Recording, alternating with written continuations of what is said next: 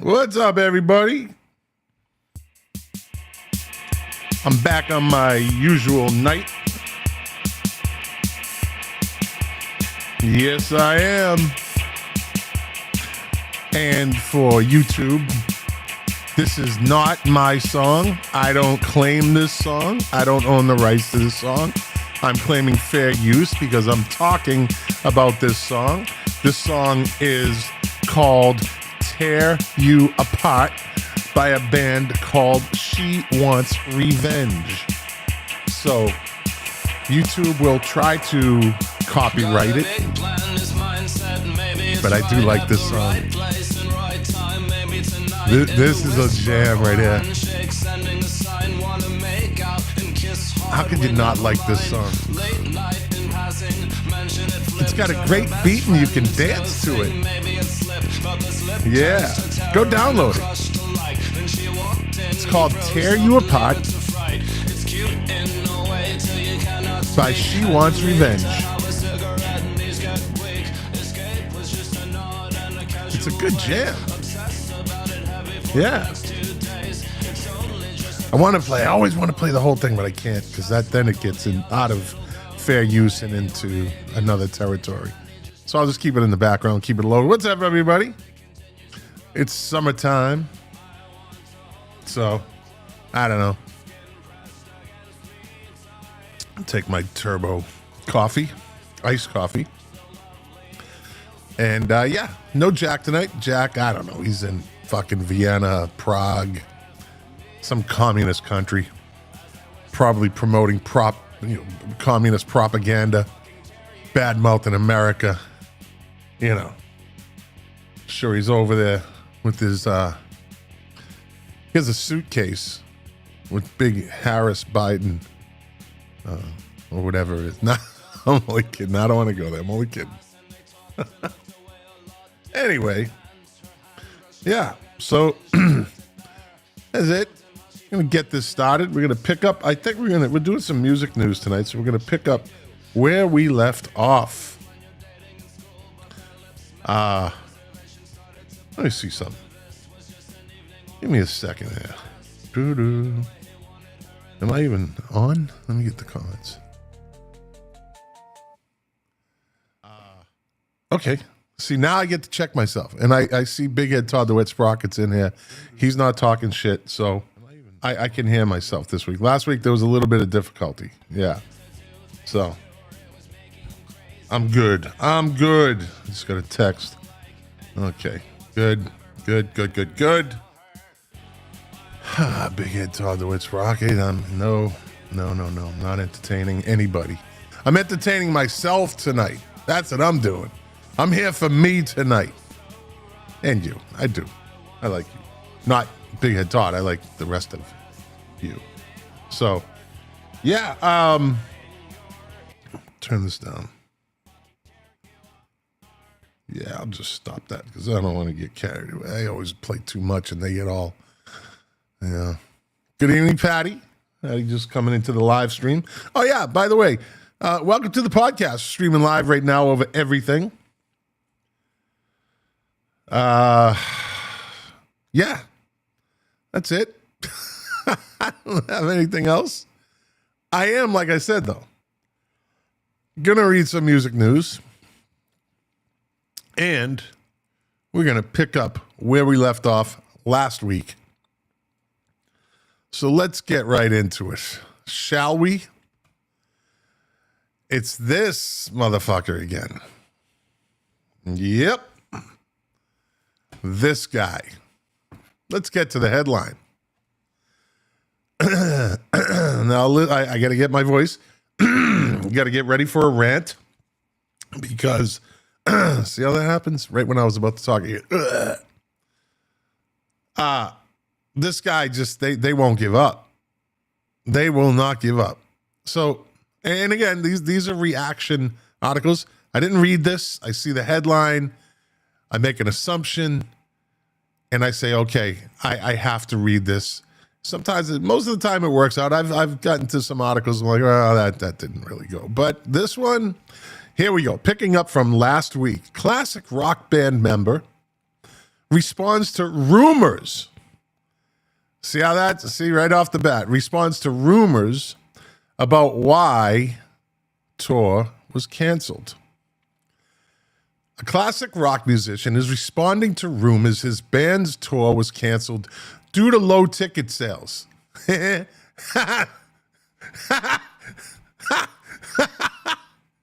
mean, right off the bat, you know that's the reason. Of course they're not going to say anything. Like, that's like, right at it. Boom. We didn't cancel because of low ticket sales. Yes, you did. Yes, you did. But I digress. Let's move on. Excuse me. The Steve Miller Band axed its 2025 tour dates on Wednesday, blaming the weather and climate change concerns. This was last week. Canceled concerts include an August 21st performance at the New York State Fair and 2 other stops in upstate New York on August 15th at Bethel Woods Center for the Arts and on August 30th at the Seneca Allegheny Resort and Casino in Salamanca. The combination of extreme heat, unpredictable flooding, tornadoes, hurricanes, and massive forest fires make these risks for you, our audience, the band, and the crew unacceptable, a statement on Steve Miller Band's website said. So, you can blame it on the weather. The tour is canceled. I'm a pussy. That's how it should have ended. I'm a pussy. Okay? Some fans called extreme weather an excuse to cover up low ticket sales. Some fans are right. Ultimate Classic Rock reports a music industry analyst blasted old people who spew their bullshit in a newsletter criticizing band leader Steve Miller, while social media users shared screenshots of Ticketmaster's unsold tickets at various concert venues. Okay, let's go on. The evidence is starting to come out now. However, longtime band member Kenny Lee Lewis said the 81-year-old Miller's concerns are real.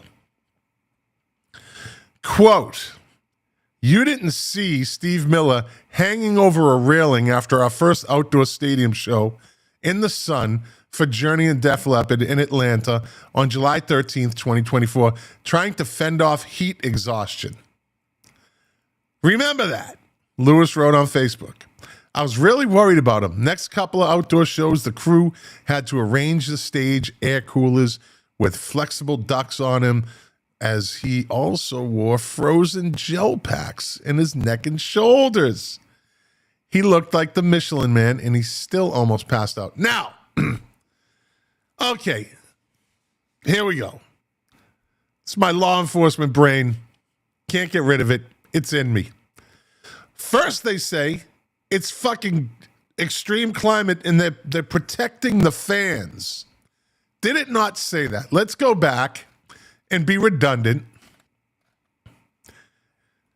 This is the quote: "The combination of extreme heat, unpredictable flooding, tornadoes, hurricanes, and massive forest fires make these risks for you, our audience, the band and the crew, unacceptable." That's the statement.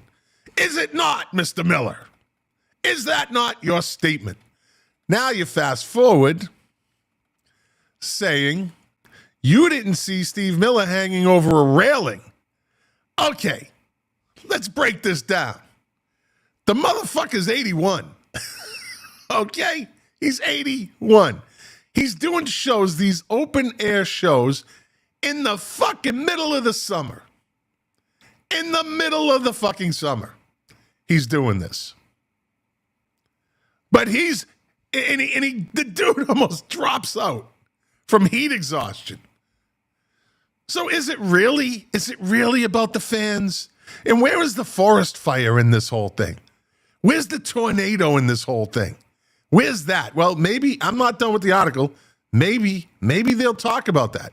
Maybe Steve Miller got caught in a twister somewhere backstage. Maybe the river overflowed and covered the set, covered the stage. Maybe a hurricane swept through the stage. I don't know. Let's see. Okay, Lewis, a bassist, guitarist, and vocalist for Steve Miller Band since 1982. Okay, the guy's being a loyal friend. Steve Miller should be saying this shit. But no, we'll let the bass player say it. Added that they always sold plenty of tickets at the last minute. Yeah, we always sold plenty of tickets at the last minute. That means there was no fucking tickets being sold. And this time, the last minute just didn't happen. That's exactly what that is. But, quote, even if sales were down, Steve has been concerned about this heat for years. It's too freaking hot for an 81-year-old to go out on the stage as temperatures keep breaking records, even if you are the closer at the sunsets. As the sun sets. Then why not just say, here's our reason for canceling tours. Steve Miller's too old. He can't take the heat, so he's getting out of the kitchen. That's a good headline. That's a good statement. Steve Miller can't take the heat, so he's getting out of the kitchen. Okay? People would have been like, all right, the fucking guy's 81. Okay? I'm with that. I'm down. Steve, you're cool. But when you fucking lie to your audience, and this is a lie right here. No, see, he's actually telling the truth here. The statement was a lie. The ticket sales sucked. He said they didn't. That's a lie. They always get big tickets at the last minute. So let me go back to that one. So you're telling me that at the last minute, let me see something. At the last minute, every show people come running to the stadium, or they come running to the fairgrounds in this case. No. Hey, let's all go to see Steve Miller. Haven't tickets been on sale for 3 months? Yeah, but I'm waiting for the last minute. I'm going to take that chance. Well, maybe if we look at Ticketmaster, we can see if we're really taking a chance. Yeah, that's a good idea. Let's go to Ticketmaster. Open it up on your phone. Okay. Well, here we go. I'm like, Ticketmaster, my password. Tickets available. Oh, shit. It's a 15,000 seat venue. Damn, good for you, Steve Miller. Well, wait a minute, though. There's only, seems like, 2,300 tickets sold. So, see? I told you we can wait till the last minute. That's what that is. Yeah, he's playing this Friday night. Show starts at 7. Yeah, we'll get there at 6:30. And plenty of tickets. Okay, so this dude basically says it's too hot for an 81-year-old to go out on stage. Because you fucking planned a tour in the summertime, you idiot. While tour here we go, quote, all right, no, refunds are being offered for all ticketed Steve Miller Band concerts, except for those that bought it at the last minute. You don't get your money back. The New York State Fair concert would have been free with admission to the fair.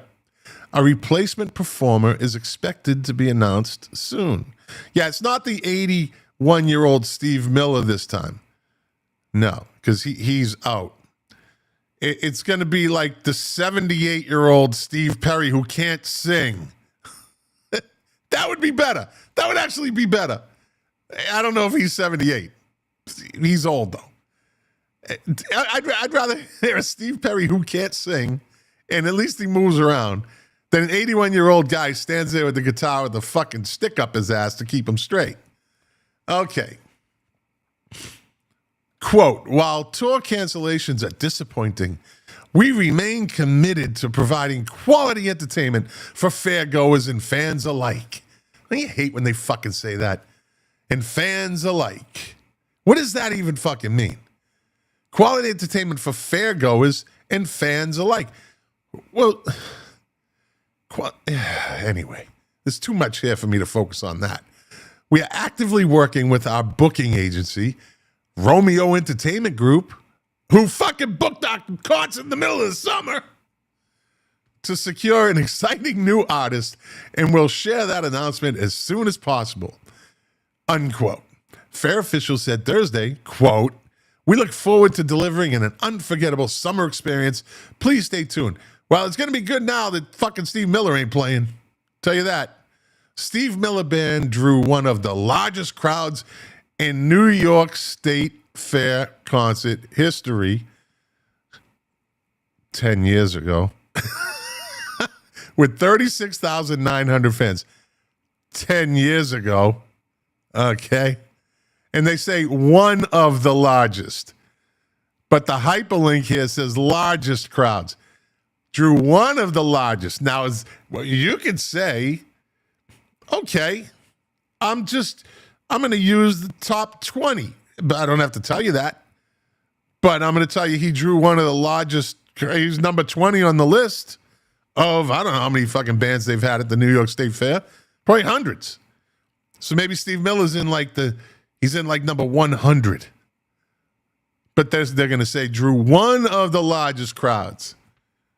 The devil is in the details. The Rock and Roll Hall of Fame group is known for his hit like The Joker. There it is. There it is. You know it's fucked up when they put Abracadabra as your second most popular song. That fucking song. Yeah. Rockin' Me, Fly Like an Eagle, and Take the Money and Run. Yeah, there you go. The truth is out. The truth is out. He's fucking too old. Look at him, he's on stage, he's got a fucking jacket on. What the, what are you wearing a suit jacket for when it's fucking 85 out? Idiot. Let me go back over here. Let's get rid of this. I caught some shit from my little rant last week, too. I caught some shit from people. Fuck them. What do they know? Right? Right. Let me get into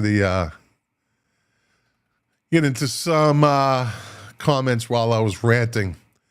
Big Head Todd, Patty. Let me see. Carla Minetta Grilla. Hi, King. How are you? I'm good, Carla. Perry Lightfingers Dedovich, the AI, Go Scotty Go, and Clement Ticket Sales. Yeah. Carla. Nah, let me see. Maybe he has a little dementia. Yeah. Big Head Todd, the Red Sprocket. Steve Miller is going to die before you are finished with your rant about him. Ha, ha, ha, ha, ha. Joanne Kazborski, I love you.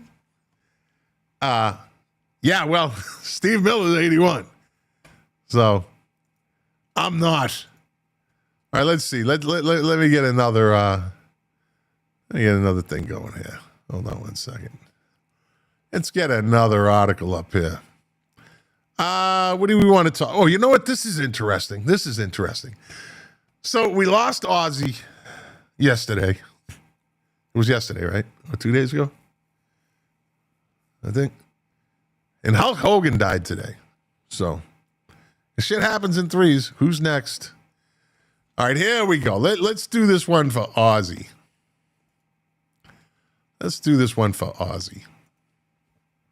Get it up on the screen here. Nope, don't want that one. So let's get rid of this. Delete that. I'm back. So over here. Get rid of that.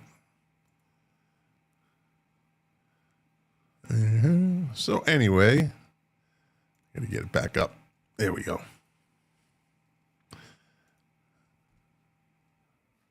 Screen. This ought to be interesting.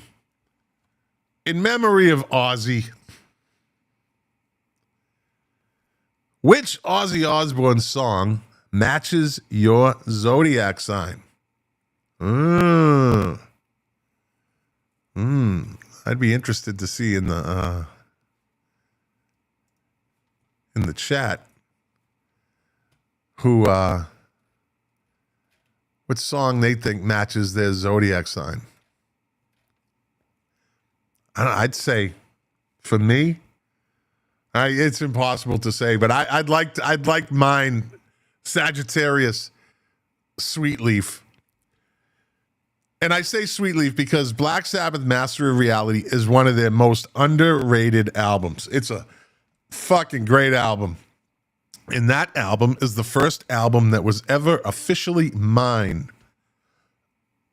See, I had two older brothers, and we had a record collection that my father had given us. Like, that's a whole story about how he got them. And it was a shared collection, but every once in a while we'd buy an album for each other. And for Christmas, we were all about music when we were growing up. And it stuck with me. My brothers knew a lot about music, though, too. God rest their souls. But the first album, my father gave me, the first album I got for Christmas from my father was Black Sabbath Master Reality. I don't know. Someone must have told him because he wasn't a Black Sabbath guy. But with that said, let's see which Ozzy Osbourne song matches your zodiac sign. And put it in the comments, and we'll check afterwards and see if it matches. Ozzy Osbourne is a legend who cannot be recreated, known as the Prince of Darkness and the lead singer of Black Sabbath, the heavy metal rock star, passed on Tuesday, July 22nd, 2025, in the presence of his loving family, having fulfilled an incredible legacy. What a great way to go out. God bless him. I mean, I'm dead serious. God bless him for going out the way he went out. He had that nice big show, and he got that last boost of energy, and he just did it. God bless him. Here is a curated list of some of Ozzy's best songs, each one matched to your zodiac sign, each piece carrying a bit of his amazing spirit. Go over here for a second.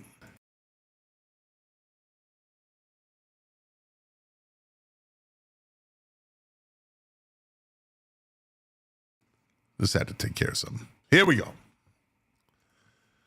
We start off with, I don't even know the order of the fucking zodiac signs. Aries. Aries is Crazy Train. Aries is a bold, unstoppable fire sign, bringing the life of the party with calculated chaos. Aries energy is a wild ride, charging headfirst towards life with unparalleled passion that you can't find anywhere. So Crazy Train, right? Okay. Taurus, Dreamer. I don't know that song. Do I know that song? Let me see. I'm going to have to do this. I'm going to have to listen to some and see what these songs are, because some of them are from later Black Sabbath that I didn't really. Dreamer. Here we go. By Ozzy. Let's see what this is.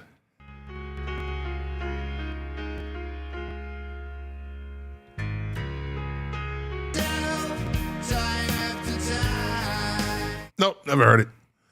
Sensual, grounded, and soulful. Okay. Taurus is paired with Ozzy's softer, reflective ballad.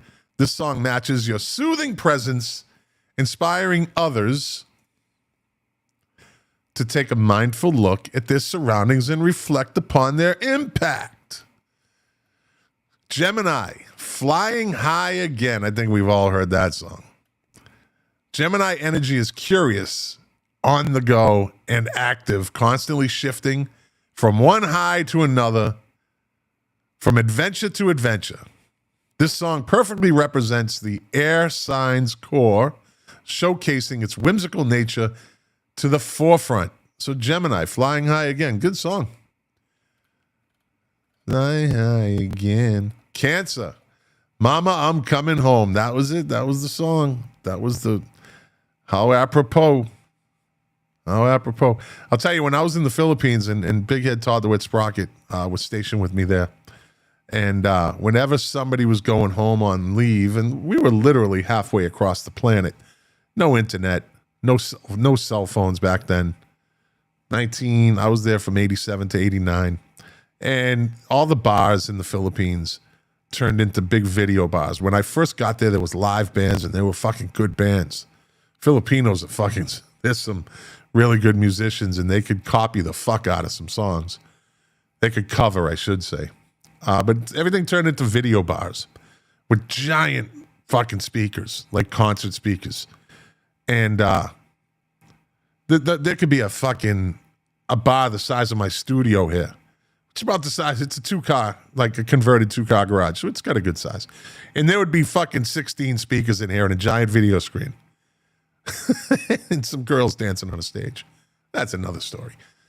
But every time someone was going home on mid-tour, more than likely this song, oh, we want to hear Mama, I'm Coming Home. And, we were young and everybody, they got all sentimental. I thought it was fucking stupid. Called them a bunch of pussies, but that was just me. Anyway. Cancer, Mama, I'm Coming Home. Cancer is a sentimental, family-oriented, and deeply rooted sign. Of course, Ozzy's classic Water Sign-approved anthem pulls on their heartstrings, highlighting their devoted loyalty and tender, loving core. All right, that's Cancer. Leo, Mr. Crowley.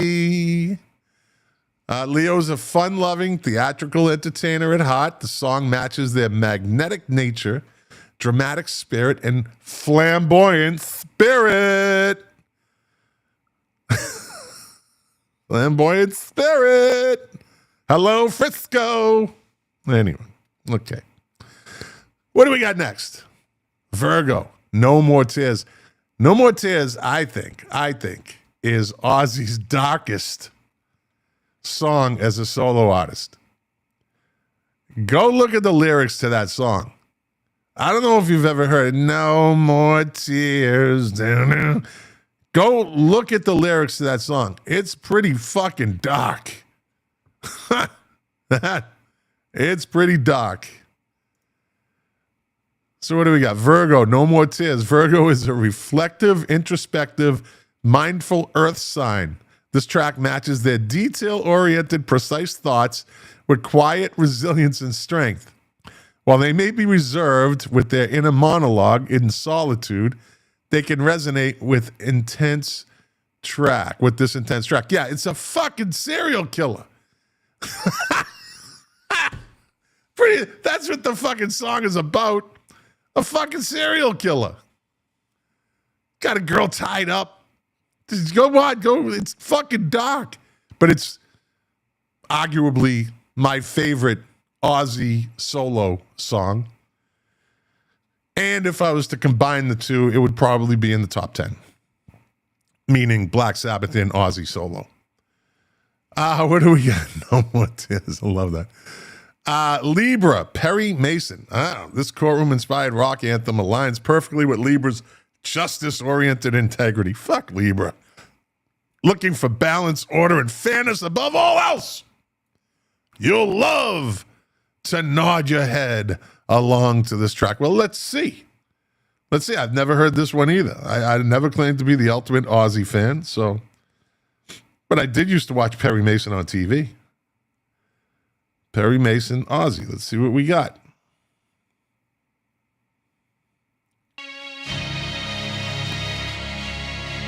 Let's get to the point.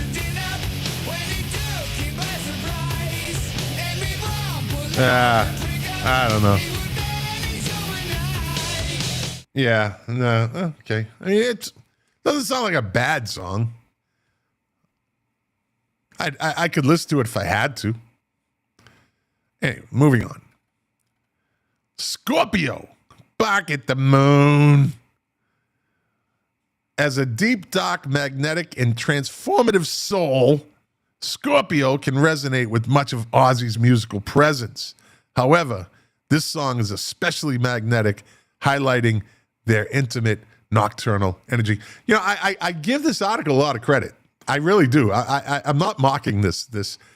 I give it a lot of credit because whoever wrote this article had to do some research. Like, they had to really match this shit up. So you go in and you look at Libra and you see what they're all about. And then you got to listen to a lot of Ozzy songs to see what they think matches up. Again, this is a very clever article. I give it credit. Let's see. Sagittarius, Shot in the Dark. I'll take that. Sagittarius is a wild child. full of fiery flair. This adventurous fire sign can relate to this Aussie track, showcasing their wandering spirit and everybody, as you know, and philosophical reflections, because I'm so fucking philosophical. Yes, I am. Let me see. I remember that, people. When you're making fun of me, Big Head Todd the Wet Sprocket, it didn't say you were philosophical, fucker. Let's see. There we go.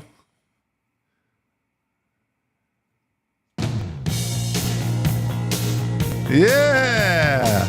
This is a great 80s tune. This is one of his big hits in the 80s. I'm a winner. See? I'm a winner. I got a winning song. Not like Perry Mason. Yeah. Not like Perry Mason. I got a winner song. I'm a winner. Fucking right I am. All right. Let's get back. Let's get rid of this. And delete that. Let's see what we got for comments. Has anything happened? Patty Ossie is a Scorpio. Perry Lightfingers Dedovich. George Koyman, guitarist for Golden Earring, is the third. I forget. I don't know what that means. George Koyman, guitarist for Golden Earring, is the third. I must have missed something there in my rants. No offense, Perry Lightfingers Dedovich AI. All right. That was like I said, that's a good article. Let me get rid of that.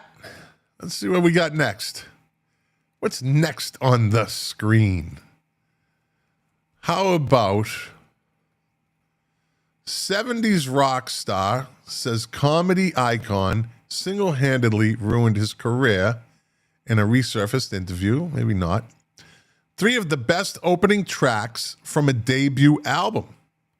Classic Rock Edition. Now, this might be a fucking video screen. Let me see. Let me pull this up. Okay, well, let's give it a go. Let's see what we got. Pull it up on the screen in a second.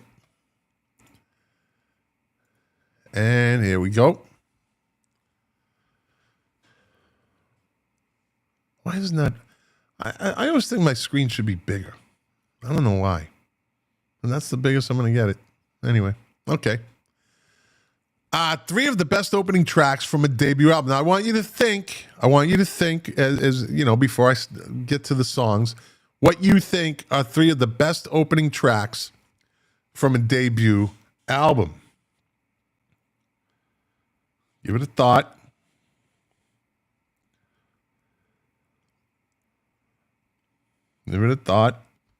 All right. Introduction's not always easy, especially when it comes to debut albums. You have to say a lot in a finite amount of time. You have to establish your sound and leave room for improvement. It's a hard line to toe, and not everyone gets it right. Those that do, however, have a special place in rock hierarchy. The 3 bands below are counted among those numbers, churning out not only great debut albums, but also timeless opening tracks. Now, I already know it's one of my favorite, and I'm wondering if it's on this, because remember, I don't read these. I'm wondering if it's on this. Probably won't be, but I'll play it if it's not on this. So let's go to number 3, Running with the Devil. Okay. Opening track, classic album. The opening track to Van Halen's debut album, Running with the Devil, has remained one of their most beloved. It's a bold album opener. The siren-esque noise at the top of the track could have potentially been a turn-off for listeners. Van Halen took the risk and earned a now iconic intro. True. The driving guitars are the stuff of rock legend, and the unforgettable chorus is endured for generations. In terms of introductions on debut albums, it doesn't get much stronger than this. Well, I'd give you that. I don't think I have to play it. I think everybody knows what that is. If you don't, go listen to Running with the Devil. All right, let's see what number 2 is. Scrolling down. Purple Haze. Jimi Hendrix Experience. Can't argue with it. I can't argue with that. That's a great opening. As a matter of fact, let's give it a quick listen. Let's see.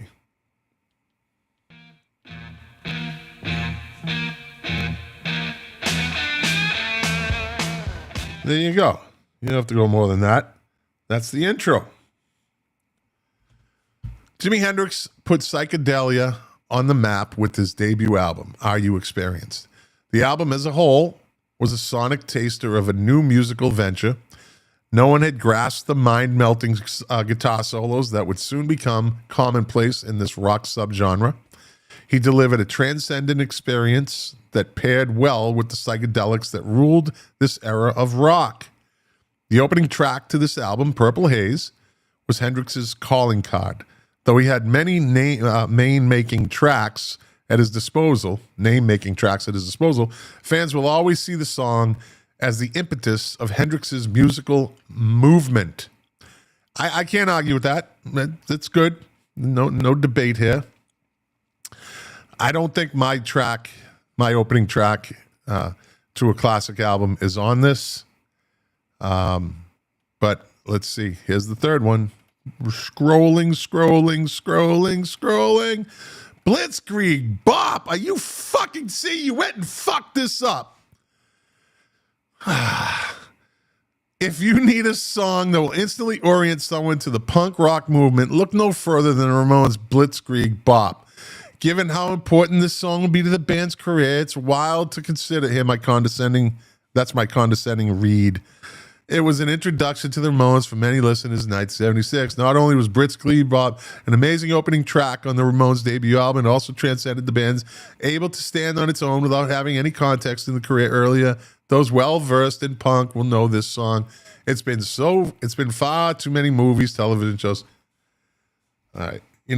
So they fucking blew it there. So I'm going to play this.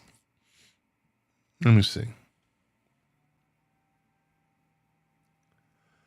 All right, here's the opening to this song.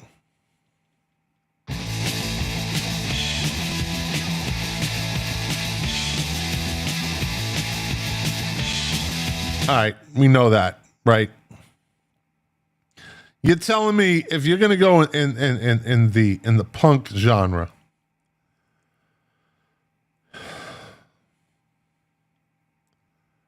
you're telling me that intro is better than this?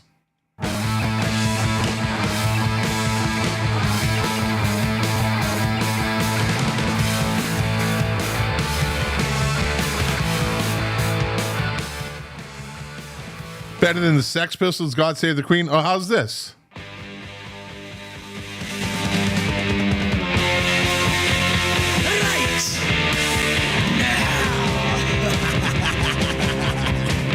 That's a fucking much better. That's a much better intro than fucking Blitzkrieg Bop. See, this motherfucker just jumped the shark. This guy jumped the shark. There's no way that Blitzkrieg Bop is a better opener if you're going into the punk rock. I can get other punk rock bands too that have better opening songs than that. He went and fucked up. Now this is my favorite.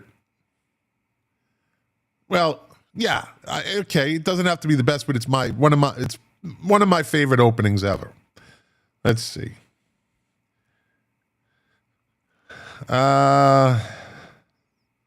Here we go. Listen, right from the beginning. Here we go.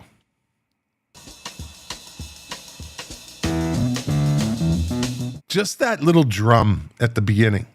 That little drum, that tick, tick, tick, tick, tick, tick, tick, tick, tick.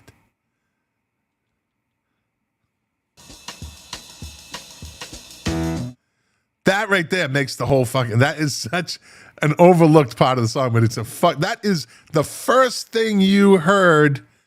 The first thing you heard when you got the Doors debut album and you dropped that needle on the wax right at the beginning of song 1 on this album, that's the first thing you hear. Come on, man. Really? You know what? You telling me, really? That Blitzkrieg Bob is a better fucking intro than that? Fucking Gen Xers are idiots. They fucking idiots. All right. Back to the show. All right, what do we got? Steve Stevens, God Save the Queen. She ain't no human being. That's right. That's right. Let's get into another article. Not this one. I'm going to go over here. Let's do... Roger Waters clears the air about common misconception of iconic, comfortably numb solo, or 70s rock star says comedy icon single-handedly ruined his career. Let's go with that one. And then we'll save the Pink Floyd one for last. I bet you don't even know who it is. I looked at the picture. I already know who it is. So let's bring it up. Let's bring it up. Screen. There we go. Okay.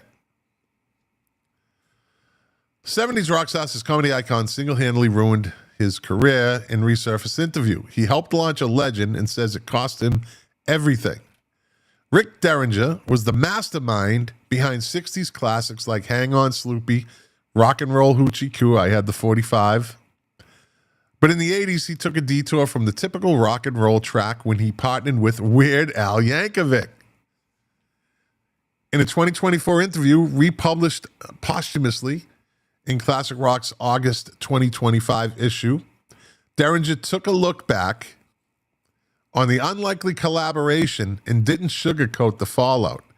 I left him after 6 albums, 2 Grammys, 2 stars on the Hollywood Walk of Fame. He's done very well, but here's the bottom line. I thought that it would help my production career. He told Classic Rock's sister publication, Guitar Player, at the time. Suddenly, I became known as a novelty producer.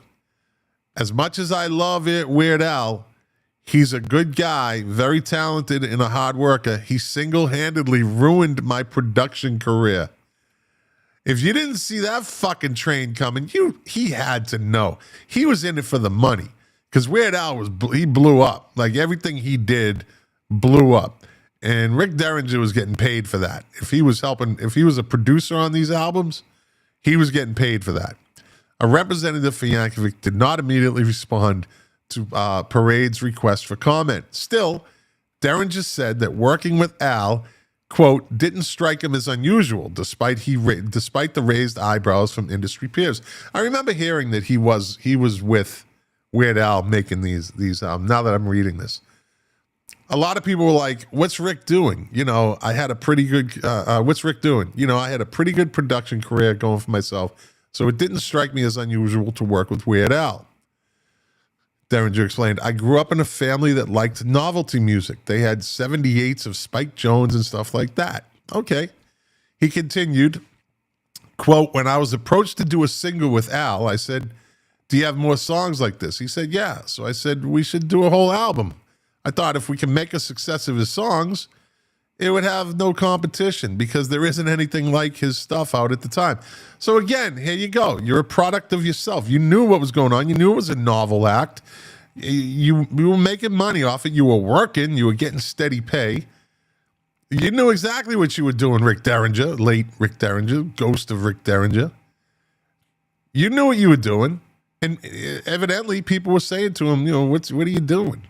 He's making money, making that fucking money. I don't hear him complaining about the checks he was probably receiving, even beyond the breakup with Weird Al. Derringer went on to produce Yankovic's first album, 1983 self-titled record, Weird Al Yankovic. But the 70s guitar icon said there was quote, no record company support at all. Yeah, because it's a fucking novelty act. He added, we made a great record and sold it to this label, Scotty Brothers. The Scotty Brothers were in the record promotion, and they had just started the record company. There were other record companies that wanted the album, but I told Al, if the Scotty Brothers take it, you'll probably be cheated, and you'll probably be guaranteed of having a hit because these guys are good at what they do. We released it on Scotty Brothers, and it was an instant hit. And that's it for the article, I guess.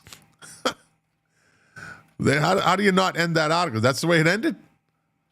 What? Content continues below. Let's see. How the fuck? Let me see. See more. See more what? See more butts? Let's see. No, these are just all. How does that happen? How do they just stop the fucking article? See, this is what happens when you don't read the article. That was a waste of time. Well, I got my comments in. He can blame it years later on fucking Weird Al. But he was in it. He knew what he was doing. He was getting that money. So there's that. Let's get off of this. There we go. All right, we got one more article. Let's cover one more article. Dave Phillips, king of the 45s. What's up, buddy? Steve Stevens says, best part of the Doors is they had no bass guitar. Yep, no bass guitar player. Manzarek played bass on the keyboard at the same time as leading the organ, like Geddy Lee, right? Isn't that what Geddy Lee did? Yeah. All right, let's get one more in. We're going to do the, finish it up with, oh, come on. What are you doing? Here we go. Get rid of that.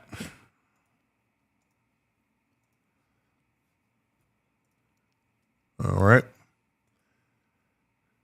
Roger Waters clears the air about common misconception of iconic, comfortably numb solo, which is probably, well, not probably, it is one of the greatest guitar solos in music. I don't have to say music history. I think that goes without saying. Comfortably Numb is one of those monumental and quintessential Pink Floyd tracks that seems like it's effortless to make, but bassist Roger Waters would put a heavy emphasis on the word seems. In reality, the idea that the entire song fell out in one fell swoop is a misconception worsened by the passing of time and the general public's willingness to believe that rock stars are superhuman guitar-playing machines.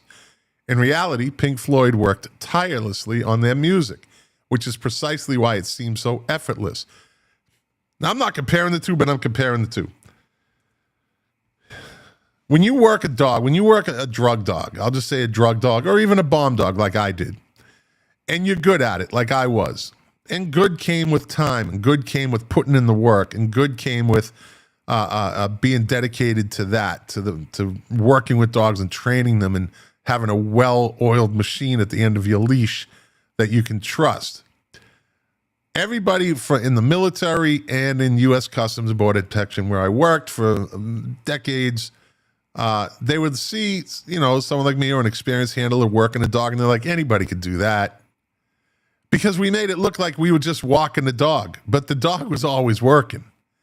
And when we went into a search pattern, we knew what we were doing. We put fucking work into that. If you don't know what you're doing when you're working a dog, it's going to show, and you're going to look like a monkey fucking a peanut. I don't know where that came from, but it's a good mental image. And that's the same thing with good musicians. They make it look easy. In reality, Pink Floyd worked tirelessly on their music, which is precisely why it seems so effortless. And yes, even with the infamous feuds on and off stage, Roger Waters and David Gilmour worked closely with one another to create the best solos, bass lines, and other signature parts. Now, this is where Roger Waters clears the air about Comfortably Numb. In a YouTube series where former Pink Floyd bassist Roger Waters answers fan questions, the founding member of the psychedelic rock band, did they really, why would you still call them psychedelic? Didn't they lost that moniker fucking as soon as Sid Barrett was gone, right? But, okay. Rock group pulled a question pertaining to whether he played a role in crafting David Gilmour's guitar solos. Now, remember, people, These two don't like each other. They don't like each other. So, and they've taken shots at each other over the years, even recent years. So, under any of the circumstances, it would be a fair question considering how prominent of a songwriter Waters was for the band. But the extra context of the interpersonal tension between the two musicians certainly adds another layer of intrigue and solidity, which Waters had no problem clearing the air about. After reading the question about whether Waters gave Gilmour guidance during guitar tracking, Waters replied simply, "Yeah, because I was producing the records, and so was he, and so was who else? Bob Ezrin and James Guthrie. So we would all stick our oars in. However, we did sometime, leave them alone to do a few takes." That's a shot. He just took a shot. Waters continued accusing Ezrin of lying through his teeth about the creation of the Comfortably Numb solo, especially the one toward the end of the song. According to the bassist, Ezrin, quote, waxed eloquent during interviews about how Gilmour played the entire solo in one take. Quote, "The only problem with that story," Waters said, "is he wasn't there." Bob Ezrin was not in the studio when Dave did that. James Guthrie was there. Well, it just glitched. James Guthrie was there, and David did umpteen takes, and then he went away, and James Guthrie edited the best bits of all the takes and stuck it together. Row. The bassist understands the public perception of his band relationship. The public tends to flock toward interpersonal band drama even more than the music that the band was creating at times, and the feud between David Gilmour and Roger Waters that led to Waters' departure from the group is certainly no exception to this rule. People are always quick to speculate when two public figures no longer work together, and Waters acknowledged the implication of his fan question that he might be overly critical of his colleague just because they had their disagreements. "I like all Gilmour's solos," Waters argued. "I say so often, I say so. I believe in the sleeve notes on the new record. There's nothing wrong with Dave's solos. There's nothing wrong with his solos on The Wall, or his solo on Animals, or his solos on Dark Side of the Moon, Wish You Were Here, in the Final Cut, or any of the work that I did with him. I'm a fan. They're great." And he's right there. You know what? Again, I don't read these articles, so I'm kind of going with the wind on this one. You know what? You don't hear fucking David Gilmour saying anything. Like, what? That's bullshit. Although David Gilmour's pretty laid back, dude, so. Just, superhuman great, which is fair too. They're great, just not, superhuman great, which is fair too. So that was that for that. You know what? I'm going to do one more. I could beat that then. In memory of the guy that was an 80s icon, he changed the face of wrestling. He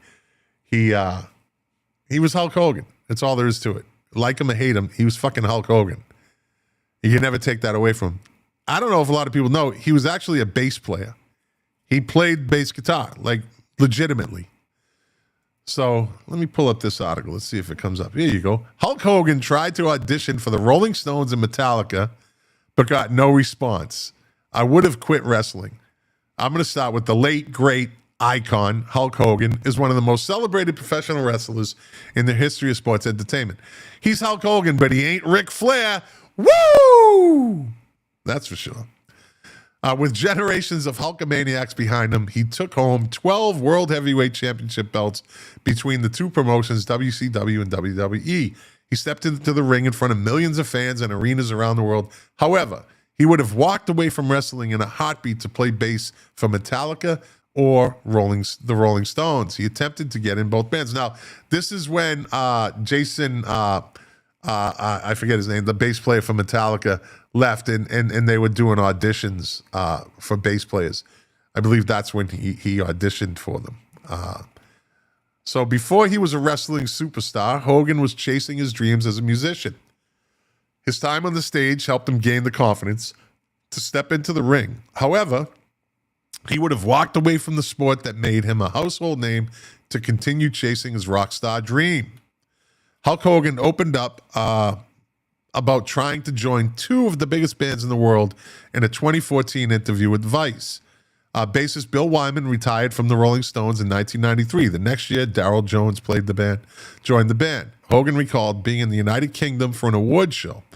He was presenting an award with Mick Jagger's wife, Jerry Hall. Before they presented the award, he recalled hearing her talking to Jagger about finding a new bass player. She had already told me that her kids are big fans and she wanted merchandise, so I was like, all right, let's reel her in. I was like, look, I used to play bass. I know all the Rolling Stones songs. Tell Mick if you guys need a bass player for the Rolling Stones, I swear to God I could show up. I could rehearse one day and play everything they play, he recalled. I got home, sent her all the merchandise, never heard a word back. Ghosted. Just wouldn't have been a good fit. Look at that band, right? Ron Wood, Mick Jagger, Charlie Watts, Keith Richards, and this fucking 6'6", 300-pound bass player, blonde. Like I don't know. I don't. It probably wasn't even a talent thing. It was a look, right? Isn't that rock and roll? You gotta have the look. There you go. Jason Newsted exited Metallica in 2001 after 15 years with the band. As a result, they were looking for a new bassist, and Hogan saw another chance to live out his rock and roll dream. I heard Metallica needed a bass player, and brother, I was writing letters, made a tape of myself playing, and sent it to their management company, all those little Hulkamaniacs at the management company. I had them drinking their milk and saying their prayers. I told them I'm a bass player. Brother, I went in there, I kept making those calls, brother, and they got through. I tried for 2 weeks, brother, and never heard a word back, brother, from neither of them, none of them.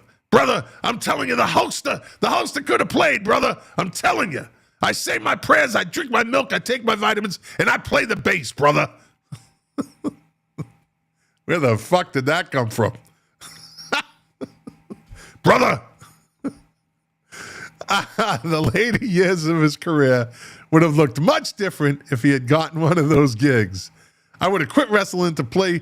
I would have quit wrestling to play that Rolling Stones or Metallica like that, brother. Hogan said, snapping his fingers. There you go. The late great Hulk Hogan. He tried. What do we got?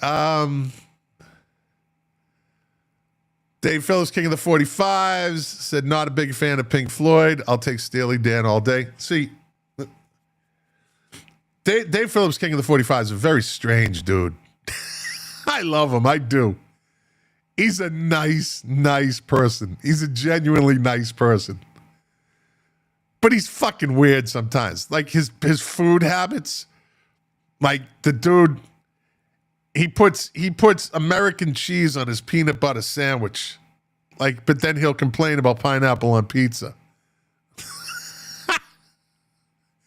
Now he says Steely Dan better than Pink Floyd. He's a redhead too. Or he was a redhead. See, that's the thing. Him and Big Head Todd DeWitt Sprocket, them fucking redheads. I always said it.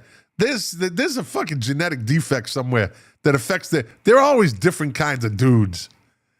They're always different kinds of dudes. Redheads are different. Look at that motherfucker from the royal family. Prince, whatever his name is, with Meghan Markle. Fucking redhead. That's why they say like a redheaded stepchild. I'll beat him like a redheaded stepchild. And Dave Phillips will deny it, but he does put American cheese on his peanut butter sandwich. I know he does. I know he does. And now it's out there in the podcast world, Dave Phillips, King of the 45s, and you can't take it back. Brother! All right, that's it.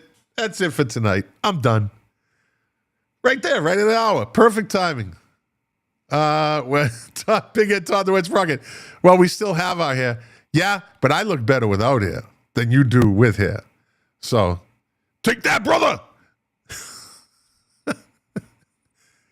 Because I'm a goddamn good-looking man. Dave Phillips, king of the 45s. Fuck you.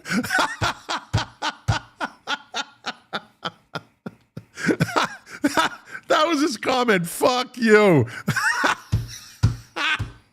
And I don't know how many years he's been watching and listening to all the episodes. He's never said that to me. He's never. That made my night. That fucking. I'm ending this on a big note for me. That's fucking perfect. Fuck you. Yeah.